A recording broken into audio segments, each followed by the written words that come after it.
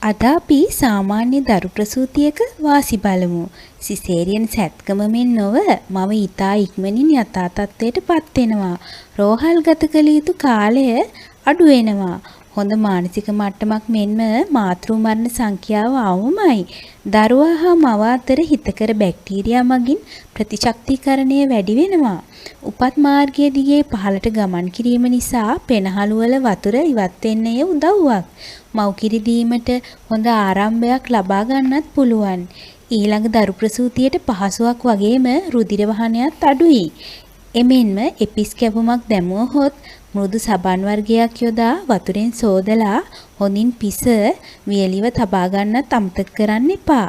සනීප ආරක්ෂක තුවා නිතරම මාරු කරලා පිරිසුදුව ඉන්න.